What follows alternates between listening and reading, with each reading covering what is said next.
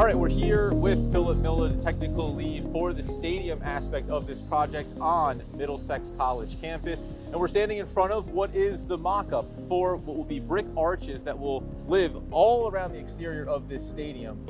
When you look at this and trying to give all of the workers a sense of what the design is going to be, just speak to some of the key elements that went into this process.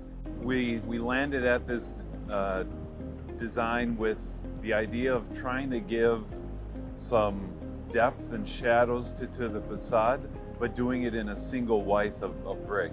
We also had to not only do a special shape with the chamfer, but at the arch itself,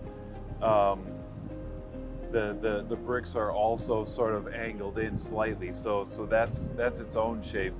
The thought behind the design was to just repeat it. So we only have one radius on the whole building, and it's just a matter of, is it a full arch? Does it go to a flat arch? There's some sections where we actually arch back around and do a sort of an inverted arch.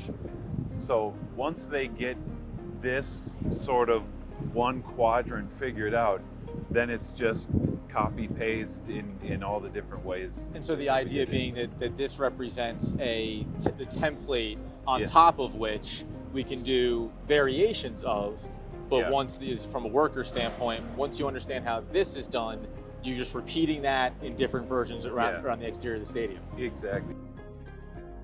In this application, they wanted to see all of the masonry from underneath, because this is going to be a high, kind of the top of the building area. As we get into the aesthetic of wanting to project that more, that's when we got into the discussion about not being able to see the support system. And so that's a unique concept to say, yes, we want this archway to look like X, but we also don't want any component of it visually to take away from that design.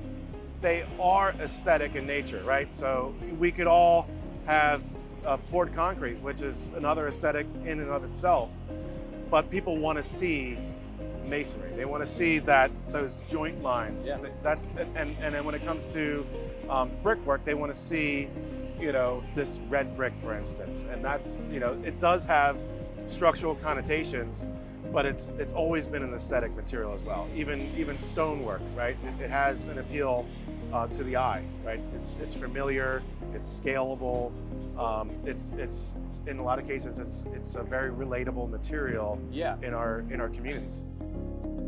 So the process is it's almost like a typewriter, right? And one crew starts it, another crew will follow behind and go up with the piers, and then another crew will follow behind with them, and they'll start the arches, all the actual intricate type of work.